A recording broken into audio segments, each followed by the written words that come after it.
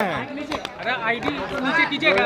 जो ये बिल सरकार ने हड़बड़ी में लाई है, मैं समझता हूँ कि 2001 में ये बिल आई थी और इसकी आवश्यकता नहीं थी। सभी माननीय सदस्यों ने जो संशोधन रखा था, संशोधन पेश किया था, सबों ने प्रवर समिति में भेजने के लिए सो आग्रह किया, लेकिन ये सरकार सुनने वाली नहीं है। ये काला बिल छात्र हित का नहीं है, छात्र के खिलाफ है और इसमें नौजवान बेरोजगारों के अहितकारी सो बिल है। और इससे बेरोजगार नौजवान जो प्रतियोगी परीक्षा में सम्मिलित होना चाहते हैं, गरीब गुरबा हैं, गाँव देहात से जंगल पहाड़ से आते हैं, उन तमाम लोगों के हक अधिकार मारने का वाला बिल है। इससे आने वाले समय में इस सरकार को भुगतना पड़ेगा। ऐसे भी ऐसे छात्र नौजवान काफ़ी उत्तेजित है, इनके नियोजन नीति के कारण, इनके ये आपका 60-40 के कारण ये काफ़ी उत्तेजित हैं। और इसके बाद ये बिल लाना निश्चित रूप से ये जन विरोधी ऐसा बिल है, ये छात्र विरोधी बिल है और ऐसे नौजवानों के खिलाफ का बिल है। आप पे असंसदीय व्यवहार का आरोप लगा है। आपको गुस्सा क्यों आता है? देखिए, ऐसा है ना कि गुस्सा नहीं आता है। गुस्सा आने का कारण यही है कि हमारे नेता बाबूलाल मरांडी और ये आदिवासियों के खिलाफ में जिस प्रकार से अपमानजनक शब्द उन्होंने बोला है, रखा है, निश्चित रूप से ये पूरा राज्य नहीं पूरे राष्ट्र से कलंकित हुआ है और पूरे आदिवासी समुदाय इससे काफ़ी आक्रोशित है। और हम तमाम झारखंड के आदिवासी मूलवासी इसका घोर विरोध करते हैं और आने वाले समय में इनको भुगतना पड़ेगा। और इस सरकार को कहिए कि यही कारण है, ऐसे ऐसे लोगों के कारण ही कांग्रेस पार्टी आज कहिए कि क्षेत्रीय पार्टी का दर्जा मिल गया, क्षेत्रीय पार्टी के रूप में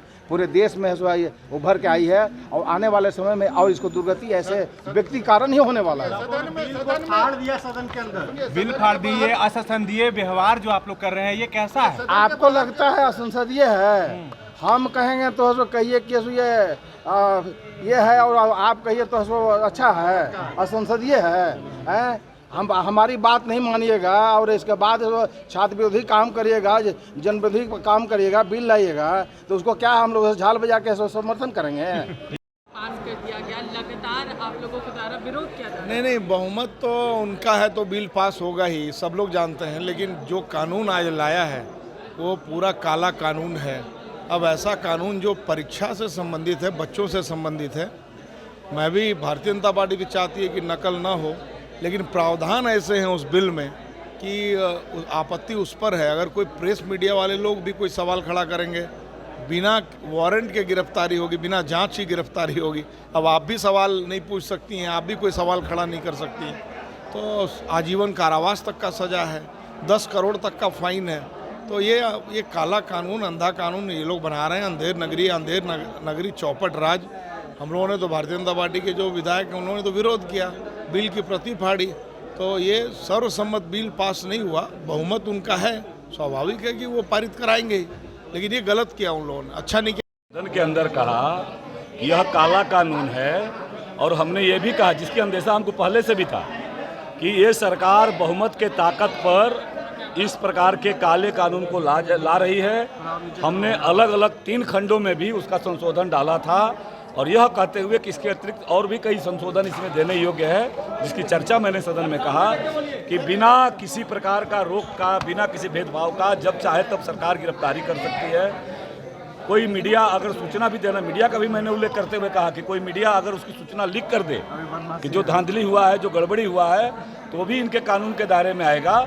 और इसीलिए यह जो विधेयक है ये काला कानून के बराबर है और ये राज्य के हित में, छात्र हित में ये विरोध है। लेकिन चूंकि बहुमत की ताकत इनके बल पर है, इसलिए इन्होंने ये छात्र विरोधी, राज्य विरोधी ये विधेयक इन्होंने पारित कराया है। और उस ताकत पर जब उन्होंने वोटिंग कराना प्रारंभ किया तो हम लोगों ने उसका बहिष्कार किया। बिल फाड़ना कितना क्या रणनीति होगी? ये पास तो हो गया, बहुमत में है। लोकतंत्र की ताकत है, जो संवैधानिक वैधानिक व्यवस्था है, विधानसभा के अंदर जो व्यवस्थाएं हैं, वो उनके ऊपर बहुमत की ताकत है। राज्य की जनता का जो भावना है वो विधेयक में विभिन्न संशोधनों के माध्यम से हमने भी डालने का काम किया और उस संशोधन के आधार पर हम लोगों की अपेक्षा यह थी कि सरकार उस पर खुले मन से विचार करती। सरकार उन्हीं का है, उन्हीं को कमेटी बनाना है, वो प्रवर समिति के माध्यम से चर्चा करती।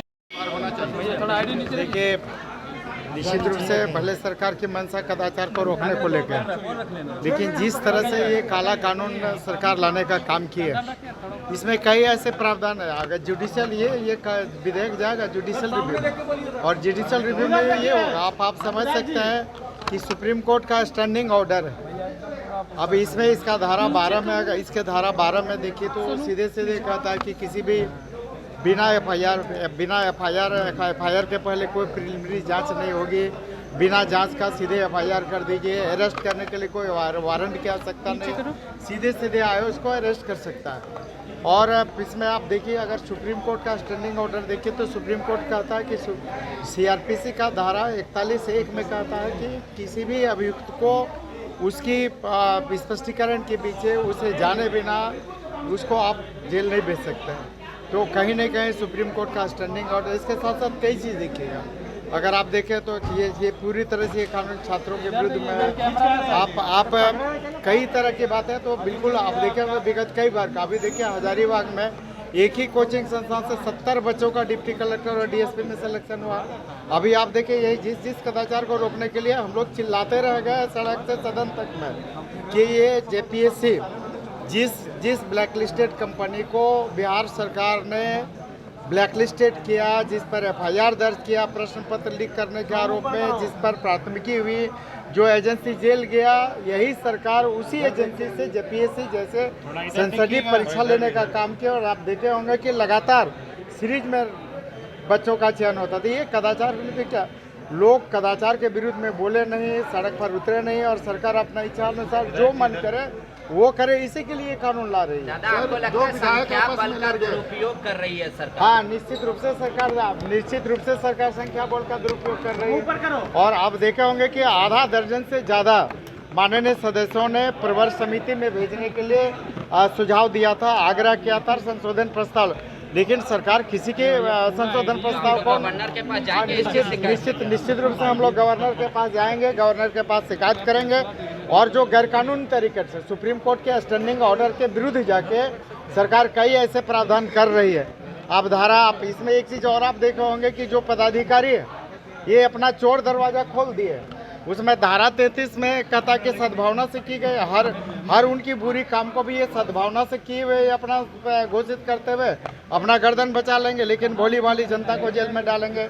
जो इसके विरुद्ध में आवाज़ उठाएगा उसको जेल में डालने का काम करें, क्योंकि न तो प्राथमिकी दर्ज करने के लिए जांच की आवश्यकता है, न किसी को जेल भेजने के लिए वारंट की आवश्यकता है, न और किसी प्रकार के, सीधे स्वच्छंद तरीके से वो आयो इसको जिसको मन करेगा एलिगेशन लगा के भेज देगा जेल में। सर